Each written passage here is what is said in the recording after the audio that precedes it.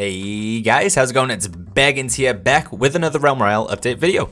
Now on the 28th of September, we got Drybear and Erez, our favorite combo, once again talking about the state of the game going forward and what we can expect to see in the next patch. And this is a very exciting video for me, and I'm sure it's going to be a very exciting video for you guys as well. Now I know a good chunk of my audience are console players, and whilst most of you probably have gotten bored of waiting for an update from Erez about when is Realm Royale coming out on console, they actually did mention it again, and it doesn't sound like much, but believe me, it is. They said that they're not going to be making as many big changes to the game going forward anymore. Like this, what we're about to talk about now is most likely what Realm Royale will be. Like this is the finished product, which means that they can actually put it onto console. So console will be coming soon, and they've also brought in Chris. If anybody's been around with other high-res games like Smite or like Paladins, high-res Chris is a pretty awesome guy, and he does really good stuff when it comes to actually making sure the game goes somewhere. So console will actually be happening soon, maybe next month, fingers crossed. And they've also announced that they will be doing crossplay as well, so you can play with people on other platforms. So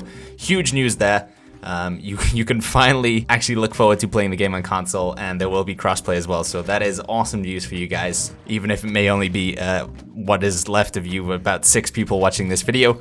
But rejoice, those 6 people. Right, let's get into the rest of this because there's a lot to go through. So the biggest news, and obviously the title of the video, is classes are coming back. This is something I see in the comments all the time, in the Twitch chat, in the Mixer chat, in all the high-res videos, and all my videos, like just everywhere. Baggins, they ruined the game by removing classes. Why did they remove classes? XYZ, XYZ. Now there was a bunch of different reasons why they removed classes, and I'm not going to get into it or defend all of it because I did enjoy the classes as well. But one thing that the current state of the game that we're playing right now that you're seeing on the video, the thing that does better than the previous game is there's no limitations on what you can pick up and what you can use. So there's a lot of variety, and it's a little bit simpler for new players as well. You know, there's not like when you kill somebody you can't pick up like half their loot. You can pick up their abilities, and you couldn't pick up their weapons.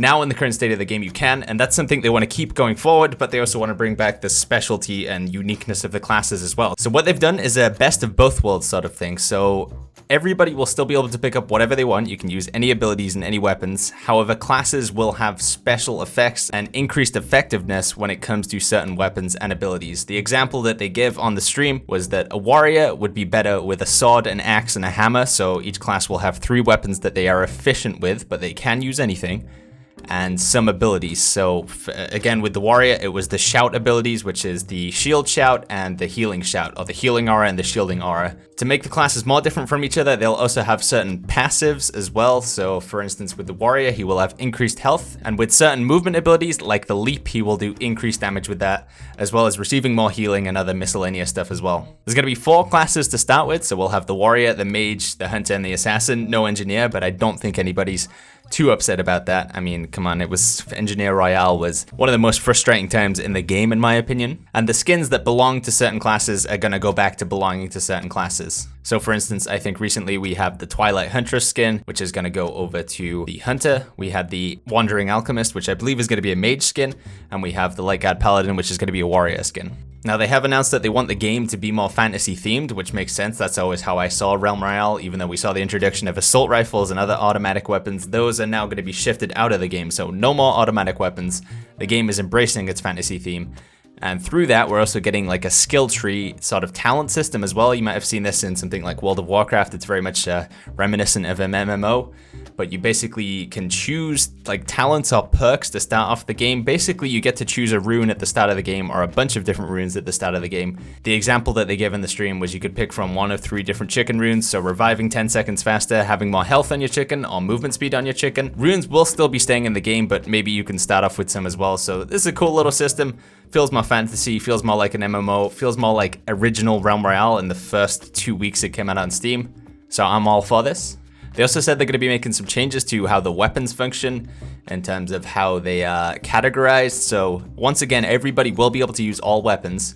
However, we are going to have class weapons, general weapons, which are like no specific bonus to anybody. However, they did mention that you could have maybe simple versions of things. The simple throwing axe is what they said. So maybe it's it would be an axe, but it wouldn't have special benefits to the class. It'd just be a general axe. I'm not entirely sure. And then they also said they're gonna have high tier weapons as well. For instance, the plasma launcher, which these weapons will be only available at epic and legendary. So to make sure those really obnoxious weapons don't show up all the time. It'll be interesting to see how they're gonna categorize weapons like the slug rifle that we've seen be super prevalent in the past 3-4 months of Realm Royale. But yeah, we've got general weapons, class weapons, and the high tier weapons. So pretty cool system there. And of course, we did talk about how the class weapons will be 3 per class. So for instance, with the hunter, they talked about having a short bow as well as a long bow and a crossbow. The assassin will have the poison pistol or the venom pistol, however you know it, the sniper rifle and the heirloom rifle. The warrior will have the sword, the axe, and the hammer. And the mage, and this is where it kind of gets interesting, is gonna have the stone spear, the lightning staff, and the ice staff. Now, I did see Ice Staff in the very early versions of the game before it came out on Steam. This was a very powerful weapon, but they hopefully are going to change it up a bit from what it used to be like. And the Lightning Staff, I've only got to imagine it's somewhat similar to Grok's Staff from Paladins. If you don't know who Grok is, I'm going to show a little bit of footage, but you can kind of see how it functions. It's a staff that shoots lightning, so pretty cool new weapons coming into the game. I'm excited for those. As well as this, they also talked about how they want to give weapons alternate abilities, so you can like use alternate fire, so rather than the main primary fire, there'll also be a secondary fire as well, which will do different effects on different weapons, but that's probably not coming into the game this coming week, maybe in the near future. Instead of giving us all a third ability again, we'll get abilities through our weapons, so cool idea there. When you craft abilities and weapons at the forge, it will only give you stuff specific for your class, so you don't have to worry like if you can't find the loot for your class in the game. Even though you can use everything, if you wanted to find some loot for that specific bonus, everything that you forge, like I say, will only be for your class. So if you're a warrior, you'll only get axes, swords, and hammers from the forge, and you'll only find the shout ability, so like the healing aura and the shielding aura. On the topic of future content for the game, they said that they'd rather add more weapons and abilities rather than add new classes, so we're going to get depth to each class rather than breadth, which I think is a good way to go forward. One of my concerns about the class system was that how do you keep like adding new content to it? Like, do you just keep adding like a new class every 2 weeks? Because eventually we'll just have a ridiculous amount of classes, which might work in something like a MOBA, like League of Legends or Smite, but I don't think it particularly works in a Battle Royale. I think you kind of got to keep it a little bit more simple, so this makes sense from that perspective. Some other small but significant things they talked about was that the magical chests, how all chests are currently magical, so everybody can open them once. That will be staying in the game, as it's easier for new players to find loot. I like the current change. It's different from other Battle Royales, which, you know, pretty much every aspect of Realm Royale is in that category, that it's different from other Battle Royales, so I like this.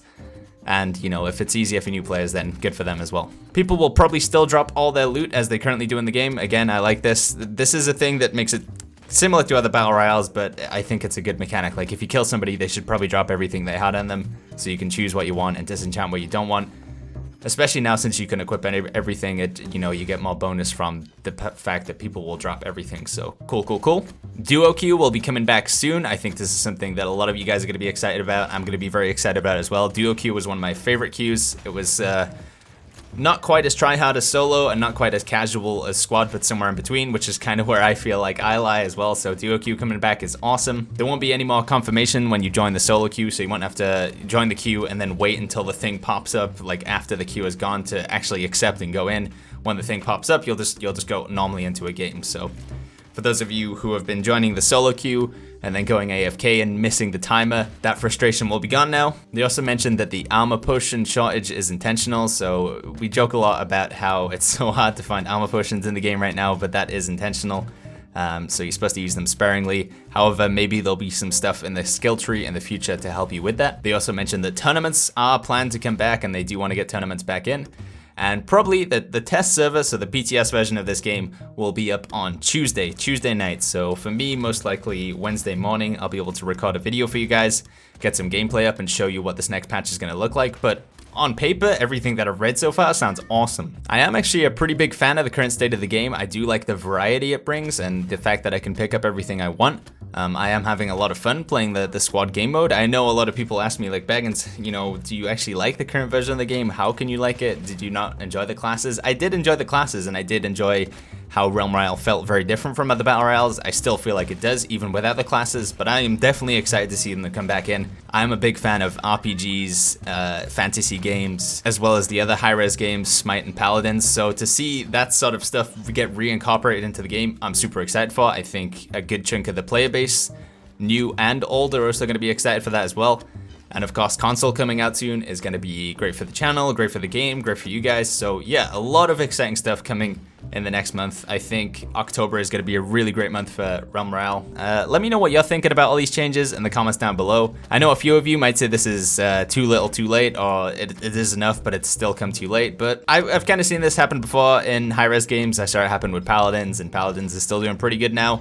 I think Smite had a bad period as well, but most people would say that relative, you know, Smite is doing okay. So yeah, let's look forward to a good future in Realm Royale. If you do want to watch the full video, the full breakdown of all the stuff that Erez and Drybear talked about, I'll link that in the description down below. But until then, I'll see you all in the next video.